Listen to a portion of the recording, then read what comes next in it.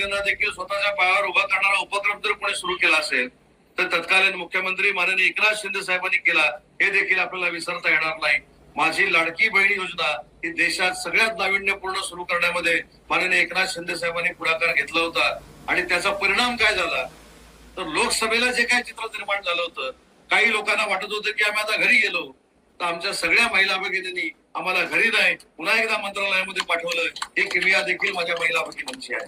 आणि म्हणून माझी लाडकी बहीण योजना, आता निवडणुका सुरू झाल्या, नगरपालिका, नगरपंचायत, जिल्हा परिषद, पंचायत समितीच्या निवडणुका आहेत. आता काही भुरटे लोक येतील, तुम्हाला सांगतील की ही योजना आम्ही बंद करणार आहोत. अनेक लोकांना असूया आहे, पण महिला भगिनींनी एक विचार केला पाहिजे. आज मला असं वाटतं ह्या 200 महिला भगिनी या जिल्हा परिषद गटातल्या 5000 महिला भगिनींचं नेतृत्व करतात. पण कुठेतरी विचार करा की ज्यावेळी मुख्यमंत्री माझी लाडकी बहीण योजना ही माननीय एकनाथ शिंदे साहेबांनी, देवेंद्रजी फडणवीस आणि अजित पवारांनी या महाराष्ट्राच्या बहिणींसाठी लागू केली, त्यावेळी ती योजना चालू होऊ नये यासाठी कोर्टामध्ये कोण गेले होते हे पण आपण लक्षात घेतलं पाहिजे. ही योजना बंद होणार म्हणून कोण सांगत होते हे देखील लक्षात घेतलं पाहिजे. म्हणून मी आज स्वामी स्वरूपानंदांच्या पवित्र भूमीमध्ये स्पष्ट पद्धतीनं त्यांना साक्षी ठेवून सांगतो की भविष्यामध्ये मुख्यमंत्री माझी लाडकी बहीण योजना कोणाचा जरी मायचा लाल आला तरी ती बंद करू शकत नाही, ती महिलांसाठी चालूच राहील. त्याच्यामुळे आमिषाला बळी पडू नका. अजून त्याच्यामध्ये जे काही वाढवण्याचं आम्ही आश्वासन दिलेलं होतं त्याच्यावर देखील शासन म्हणून आम्ही अभ्यास करतोय. वेळ आल्यानंतर ती देखील भूमिका आम्ही घेणार आहोत. परंतु मला परवा कोणीतरी सांगितलं, तुमच्या मंत्री महोदयांनी सांगितलं की 1 महिन्याची गॅप काहीतरी 1500 रुपयाची पडली होती. ते 3000 रुपये एकत्रपणाने तुमच्या खात्यामध्ये वर्ग करण्याचा निर्णय हा आमच्या शासनाने घेतला आणि ते पैसे देखील तुमच्यापर्यंत पोहोचलेले आहेत. पण काही लोक सांगतात की छाननीमध्ये एवढे लाख बाद झाले, तेवढे लाख महिला भगिनी बाद झाल्या. मला तुमच्याकडनं एक उत्तर अपेक्षित आहे.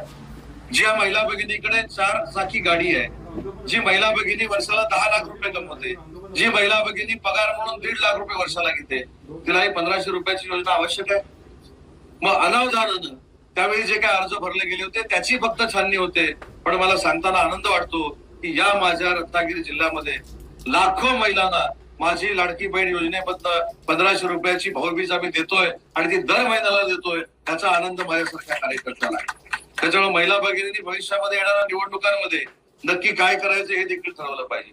म्हणून मगाशी मी शब्दप्रयोग चांगला केला, भुरटे हे 5 वर्षात कधीच नसतात, 5 वर्षामध्ये कधीच तुमच्याकडे येत नाहीत, 5 वर्षामध्ये कधीच तुमची सेवा करत नाहीत, 5 वर्षामध्ये संकट आल्यानंतर कोणच तुमच्याकडे येत नाहीत. पण अनेक लोक निवडणुका आल्यानंतर मी उभा राहतोय, मी उदय सामंतचा माणूस आहे म्हणून इकडनं उभा राहतोय, तिकडनं उभा राहतोय म्हणून तुमच्याकडे येतील. त्यांचा डाव वेळीच ओळखा.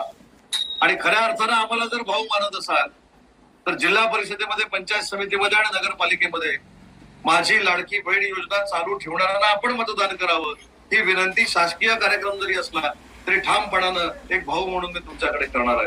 कारण ज्या पद्धतीचं राजकारण केलं जातं, ज्या पद्धतीनं राजकारण करून मताचा बाजार केला जातो, त्याला बळी न पडता आपण पुरुष मंडळींना सांगितलं पाहिजे की ज्या ज्यावेळी आरोग्याच्या सुविधा निर्माण कराव्याशा असं वाटतात, आपलं आरोग्य बिघडलं असं महिला भगिनींना वाटतं, त्यावेळी कुठेतरी माझ्या नवऱ्याच्या खिशाला त्रास होईल, त्याचे पैसे जातील, मुलाचे पैसे जातील, म्हणून माझी महिला भगिनी कधीही सांगत नाही की मला आजारपण आलंय.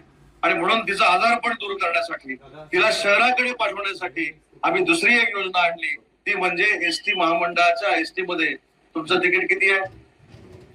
50% आहे ना. मग हे कोणी केलं?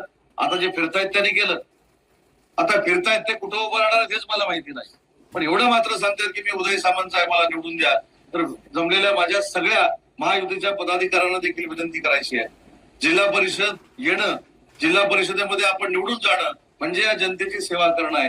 राजकारण बाजूला ठेवू, परंतु या जनतेसाठी जिल्हा परिषद आपल्या ताब्यात पाहिजे, पंचायत समिती आपल्या ताब्यात पाहिजे. कारण या महिला भगिनींना, तरुणांना जर न्याय द्यायचा असेल तर आपण सगळ्यांनी एकत्र येऊन काम करण्याची गरज आहे. आणि ती भविष्यामध्ये करत सगळ्या आरोग्याच्या सुविधा अतिशय चांगल्या पद्धतीने आपण पूर्ण करू.